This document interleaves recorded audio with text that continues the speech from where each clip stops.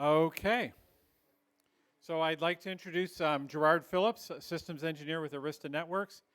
And I know Arista has a lot of experience with media networks, so we're really hoping to draw on some of that knowledge and get some practical lessons today. So take it away, Gerard. Okay, hi. You hear me okay at the back?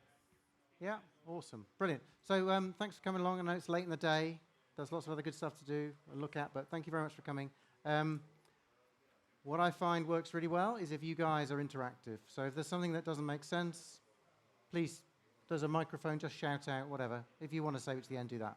So I wanted to draw on some of the experience that we've had building IP studios over the last 3 or 4 years, 5 years. Um, it's a big subject, so I'm not going to cover all of it, and some of it I'll have to skip through. But again, the aim is to try and get some practical thoughts on how to best do this. Uh, it's kind of a little bit of best practice, a little bit of observational stuff. So, straight into it. The first thing that you really need to have a think about is your scale, okay? You need to think about what scale do you want to start and what scale do you want to end up. Traditionally, we just keep adding more SDI routers and stick a few tie lines in, and it kind of scales okay. You do need to do a little bit more thought than that in IP. The start scale tells you whether you need to start with a couple of leaves or with a spine or with a bigger system, and the end scale tells you how much infrastructure you've got to think about up front in order that you can grow it and grow it in a way that is graceful, doesn't turn into a big mess. Now, it's difficult to think about those numbers because if you knew what you're going to doing, you have a great idea, but the idea of IP is it's flexible. So maybe things are you need more now or you need less now. Who knows, right? But you really have to have a really good think about that. If you look at, some scale numbers, right? That's one alley of a Google data center. We're not tending to build stuff in anything like that scale, but we're still building some big stuff. There's other stuff that's well worth thinking about. That is, there's a lot of 10 gig and 40 gig endpoints out there today. But that really is yesterday's technology. You need to be thinking about building for 25, 50, and 100 gig endpoints. So you're looking to build an infrastructure for the next 5 to 7 years, depending on where you jump into that cycle. It's not like a 15-year thing anymore. It's a 5 to 7 year thing maybe. So have a think about where you want to be able to build your structure for those 5 to 7 years. So right now, I would not recommend sticking a 40 gig switch in. It'll be cheaper right now, but you're going to throw it away in a year and a half's time. You're going to build a bigger thing later. And the thing you build is 2.5 times bigger than it needs to be if you go straight to 100 gig. Go to 100 gig, fit 40 gig optics if that's what you want to do. Then you've got the reachability later. 400 gigs is here with us right now. You can buy a 400 gig switch. 400 gigs per port. 400 gigs. How would I ever use that? Well, UHD one, it's 11 gigs, right? That's not actually that many flows if you're talking about true remote production from some facility with 160 cameras or something. It's not massive. What it does give us is really big spine capability. You can build a big old system with a 400 gig spine. Last point on this slide. I know I do this when I try and buy a laptop or a phone or pretty much anything tech-wise. I talk myself into all sorts of stuff. A £600 computer. No, I need a £1,000 computer. No, maybe I'll add another GPU. Maybe I'll have a £2,000 computer. Be really careful. Be realistic. You're going to add a lot of cost by talking yourself into stuff you don't really need. So the move to IP is about business flexibility. It's about resilience and future-proofing. But just be a bit practical about where you're trying to get to. If you don't really know where you're trying to get to, maybe you need to think it through a bit more. I've got some rules of thumb. So when I say sort out some scale, it's a great question. What do I mean by that? It's often very difficult to work out what scale you mean in IP terms. It's often easier to start in SDI terms because you already know the size of your facility, right? So I've got some numbers here. I like these numbers. They're my rules of thumb. You need to adjust them for you. But for example, if you wanted to build like a 576 squared SDI replacement, what does that mean? So I'm going to assume here a centralized model. You're going to make a 576 squared SDI router replacement in a single physical location. Okay, not distributed. So first question, it's 576 squared.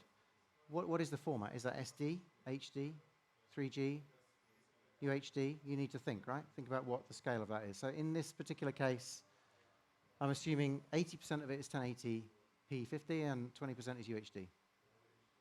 Okay? But you may have different numbers, right? They're just numbers. How much of it is full duplex? You know, we're different from SDI. We can have signals both ways. Now, 576 squared sounds like it's full duplex, right? Everything, you can use all the data on all the ports in both directions. That may not be true. You may have endpoints that are only transmitters or endpoints that are only receivers. Like a Vision Mix is a perfect example. Most of them are input cards and output cards. So you're burning 100 gigs to get it in, and you're burning 100 gigs to get it out. So in that case, it's completely non-full duplex, right? So you've got to work out what your ratio of bidirectionality is. And then you need to work out how much of each of those ports you're going to use. Are you going to use 100%? No, you're not. Some of those ports will be 50%. You need to think about whether you're going to do make before break or break before make on every single thing. Probably not. BBC numbers, maybe 2% of all switches are on air and need to be clean. There's plenty of technologies out there like the break before make, which give you a transport clean with a frozen frame or a repeat frame or a black frame or something. Those don't take any extra bandwidth. So work out how many of the channels need to be double bandwidth. Work out whether you're happy using 60% of the network or 70% or 75. I've used 75 here, right? I've assumed it's 2110. There's my numbers. 576 squared comes out at roughly 4.6 terabits per second of throughput in a switch. Do those numbers, can you see how I'm getting those numbers? Making sense? You can adjust the figures, right? To take this and make a very, very generalized size assumption. So I get 4.6 terabits, that's 46 times 100 gig ports. You could build that in a single switch. That might not be the model you want to follow, but this is the thought process that I kind of start going through when somebody says, I want to build a studio, I want to build a gallery, I want to build a something. This may just be a little part of your network. This may be one leaf node, or it may be your whole network. It depends how big you're going, right? But the maths isn't difficult to get this stuff. You need to think about the geography that you have. You're going to be stuck with the geography. You may have a building that's very big, or you may have a campus which has multiple locations. You may have fiber runs that are already present that you can't avoid. You may have, you may already have a distributed sort of an architecture where you've got a central router but a series of satellite hub routers. You may want to, so think about what physical topology limitations you've got that will push you towards thinking about a centralized IP system or a distributed IP system. Think about failure domains. Think about, if you have a single big switch, you can think of that as a single failure domain, physical failure domain. The big switches, nothing wrong with them. They've got dual power supplies, dual supervisors, dual fans, dual fabric, spare fabric. You probably stripe stuff across the line cards. There's not a massive failure risk there, but there is a failure risk there. If you build a system which is more distributed, then each of those switches, that's the physical failure domain. You've lost half a studio or half a gallery, not, I don't know, your entire facility maybe. So there's pros and cons. I'll cover those as well, actually. You know, single monolithic switch. Costa sat there. I can't say it's a bad choice because he's got a great facility, right? Cabling kind of comes in here. He's smiling. I think he thinks he's got a great facility. I think it's worth running through because this ties into cost and it ties into the geography, the geographic nature of what you're going to build, right? There's lots and lots and lots of different sort of technologies. I've run through the major ones here.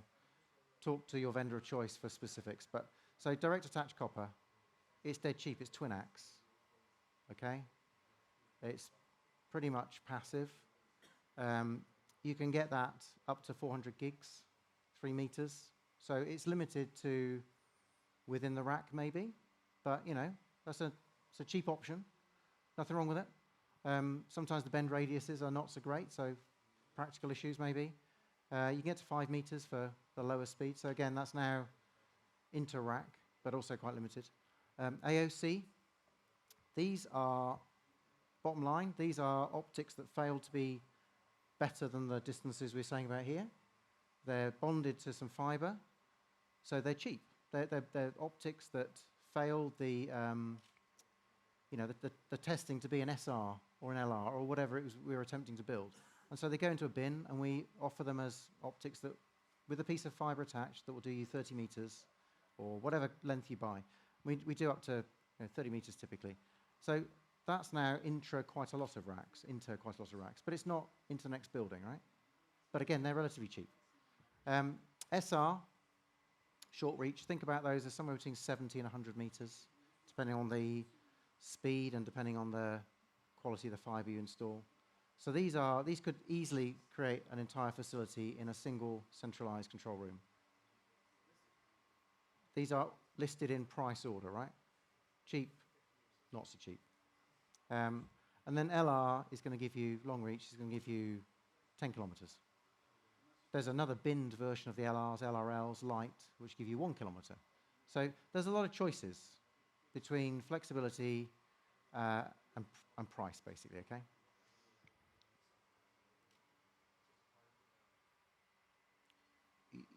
Really, don't forget that I often talk to people and they say, what's the price of switches? Give me a BOM, get a BOM. You've really got to remember that the price of your full system in network terms is your switches, any licenses, your support, depends on how you're going to roll that in, the optics, all the cables, the fiber, getting the fiber run. There's a lot of stuff in there.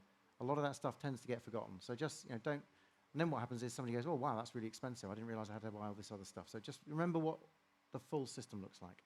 I'm going to go back to this one and give you a rough rule of thumb. If you think of an SR optic, the cost of an end-to-end SR optic as being one unit of something, whatever you feel like, then an AOC is about half a unit of something. And a DAC is about a quarter of a unit of something, okay? So you see the price halves as you go from SR to AOC, and halves again from AOC to DAC. So there's some good reasons to think through what you need there, right? And then as you go to LR, that price differential is somewhere between 5 and 10 times the price, depending on the speed of the optic, et cetera, et cetera. Shouldn't have said any of that. There's a camera recording me, right? Damn. Be in trouble now. Talk to your commercial person. We'll edit that out, right? And there's tons more optics in there.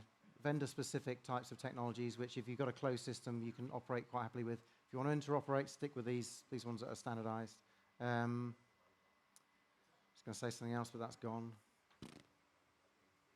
Can't remember. Oh. A lot of people, if you want to cut the costs, go with the technology that does your distance happily but doesn't go any further. What you end up then with is a mixed economy. You may have a bunch of SRs and a bunch of LRs. They use different fiber types, so now you're starting to make more complexity in your fiber connectivity. You've got to choose multi-mode or single mode for where you're going to use your endpoints. So it's a complete trade-off between cost and flexibility. That is the bottom line, I think. So I covered that one there. Monolithic switches versus distributed kind of leaf and spine type architectures. So a lot of the early installations are monolithic based, safe, non-blocking. IGMP just works fine. They were built in facilities where the reaches of the fiber was absolutely fine. So there's a lot of those around. Honestly, they work really fine. What we're seeing is people starting to think more about distributed processing, distributed systems. Nothing wrong with that. You can start with a spine that is a monolithic and add leaves. That works really well. Something that people often think when they look at the pricing of the monolithic switch is it looks really expensive. And it's because they've started with a scale that needs one line card in a chassis. And of course, they've had to buy the fixed cost. There's a fixed cost to the thing. You've got to buy the chassis and the supervisors and the power supplies and the fans and the fabric modules and one line card. So you bought a thing which looks incredibly expensive per port, looks really expensive. If you fill that up, actually the numbers come out as it is cheaper to buy a monolithic solution than a leaf and spine solution. That's my number set. So again, flexibility versus cost. And part of that is, if you buy a leaf and spine architecture, every single switch has got a supervisor, every single switch has got redundant fans. You've bought a bunch of stuff that's a bit extra. You've also bought a bunch of extra optics because you've doubled the number of optics involved because your number of host optics hasn't changed. You've got all the interconnections between the leaves and the spine, so your fiber plant optical cost has gone up. Does that make sense? Getting any nodding out there? Nodding over there. The rest of them don't like me.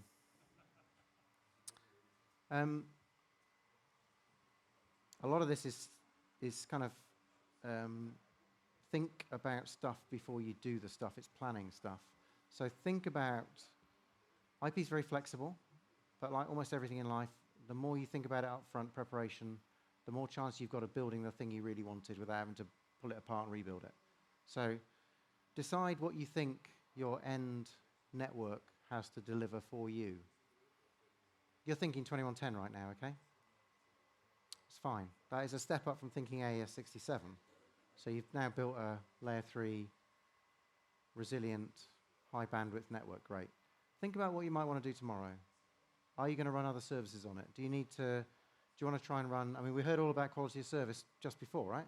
So if you create the right sort of quality of service metrics in your networks, you can run multiple services.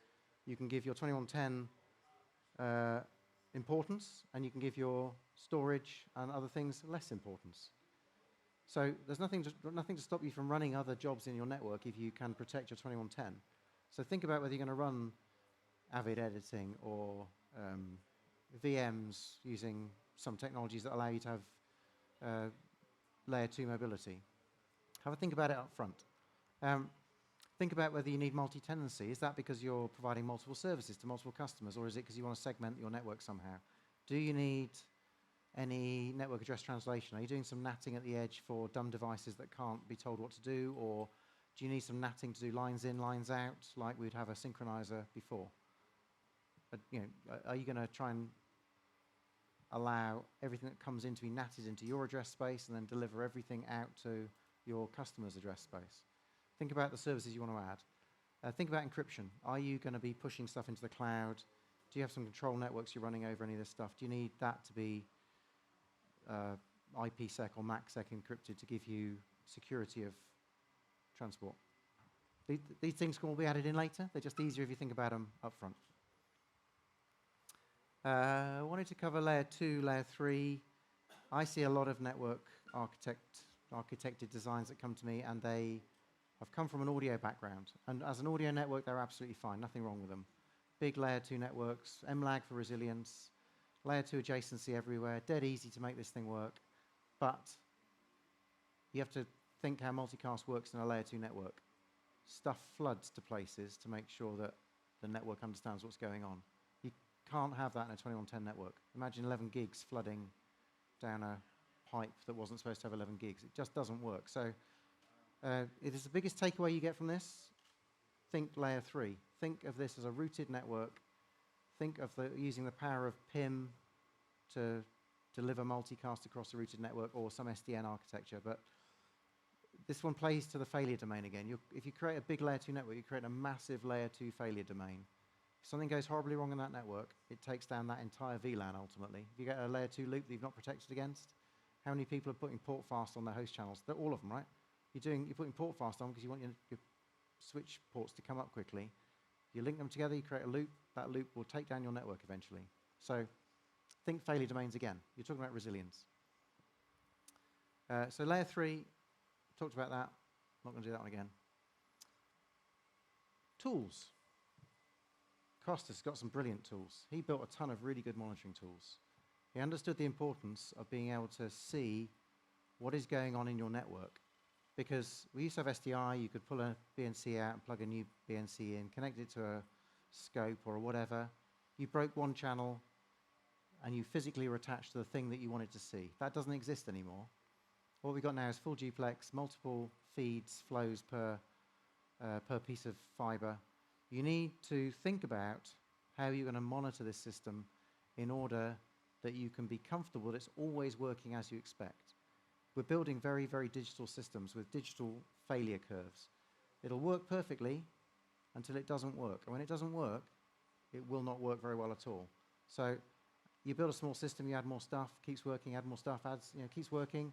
At some point, it falls off that cliff, and then nothing is working. So without the tools to understand that it's working as you expect, you're in the dark, right? So some of those tools are about day one. How do you stand your network up? Are you going to do it manually? I wouldn't do that. I would find some automation tools to help. There's a lot of clever stuff that we can do, scripting, zero-touch config, which means that the switches can essentially get themselves an address and pull a script down or pull a config down. You can automate a lot of this stuff to make your life easy. Just a couple of switches, it makes no difference. But if you're talking about a network with 100 switches, wow, that makes a massive difference, right? That takes your configuration process from 2 months to a week or something, okay? You've saved yourself a lot of time to make the application layer work, which is where your money is coming from. Nobody cares about the network. Make your application work.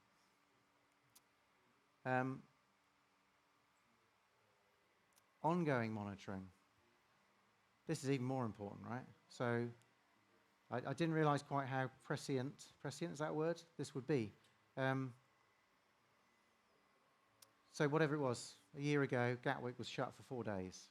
Our second biggest airport in the UK, right? Shut for 4 days. Somebody'd seen a drone.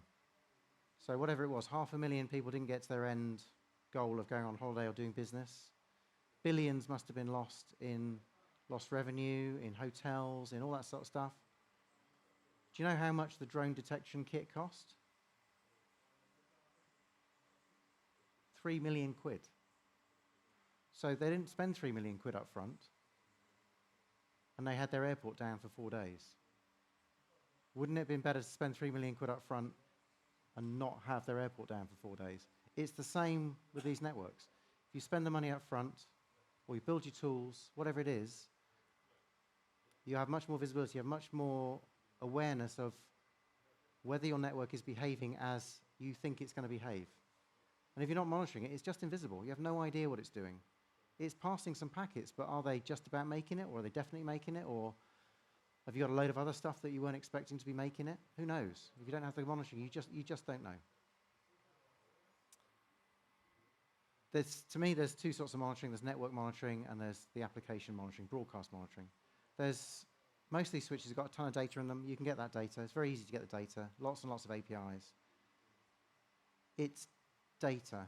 It needs to be turned into information. It needs to be turned into something useful to you that helps you see the visibility of your network. So there's a ton of, the switches will provide you syslog messages. They'll provide you logging. They'll provide you S-flow records that tell you what sort of traffic is in your network.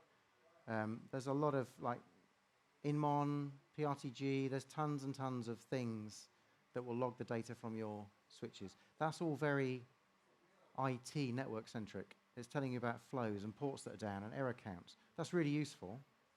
What you really want is information about the flows turned into, or data about the flows turned into information about your deliverables, right? Is channel 7 still on air? Do I have a bad error rate here? Is that caused by something? You want enough information extracted from the data that your broadcast guy who cares about channel 7 can tell the network guy to worry about port 6. The network guy doesn't know about channel 7, and the broadcast guy doesn't know about port 6. So you need to bubble this information up and cross it over at some point so that the broadcast guy doesn't need to be an amazing IP guy, and the IP guy doesn't have to know too much about the broadcast stuff. Everyone's got a different thing. They'll do a different amount of work here to have educated IP guys or educated network broadcast guys. But I genuinely believe somewhere in the middle you need the core network team. The broadcast guys don't know about BGP or spanning tree or all this other stuff, which is very, very network centric. That should be a hidden thing that they don't worry about too much. So find some tools, make them or buy them, that converts the data into information about your applications and helps you understand the network that is or isn't delivering on your applications. So I think I'm roughly on time. Unusual for me. I was going to compliment you on that. Thank you. Thank you. I'll slap myself on the back. So you can't do too much planning. Okay? Whatever planning you've done, do some more. Check it. Go and ask your broadcast vendor, ask your system integrator, ask your network vendor, ask multiple network vendors. Get a load of people to multiple eyes looking at this stuff. Do more planning. Make sure your team is cross-functional. Make sure that you've got guys that understand the applications, the workflows, understand the tools, but understand the network stuff. Understand security. I haven't even mentioned security, right? Get some guys, get a cross-functional team that can analyze your problems in depth and try and avoid the stuff that turns up later that you didn't think about. I see a big mix of places which have built the skills up themselves. They've bought some switches. They've done a POC. They've educated themselves. I think that's a great approach. You're empowered to make the right decisions at that point. If you don't want to do that, don't have the skills, don't have the time to do that, need to buy it in, then make sure the team is full of the right people. You do need the system integrators and the broadcast vendors to help you out, and you need a strong IT team, whether that's your in-house team or get it from somewhere else. Doesn't really matter. You need a strong team. And then telemetry. Don't treat it like a second-class citizen. Treat it like it needs to be in there from the beginning, and that it's going to help you. You'll discover it saves you time. Actually, your schedules won't get compressed up. They'll be elongated by the fact that you understand stuff that's not happening properly early enough. Okay, thank you. Questions? Yeah. Anybody have any questions? So on your example before, why didn't you just put channel 7 on port 7? I mean, And it should have been like 239.7.7.7 as well, right? there you go. There you Yeah, go. No, yeah. seriously. What do you folks think? I mean, is this information stuff that you can put to use? Is this need any clarification? We need to know what that pricing unit is. That's the real Elephants. elephants. Okay. Anybody? Thingies, whatever's. Okay. Well, thanks everybody. We're done with our first day of presentations here. Finished it on a good note. Thank you. We will again be posting all of these on the VSF YouTube channel, and you'll see links coming up soon on VSF.tv. We'll as soon as we get them populated, we'll also send information out to everybody who's registered here. So make sure you scan your badge at the front door. And we'll be starting again tomorrow morning at 10 o'clock. So thank you very much.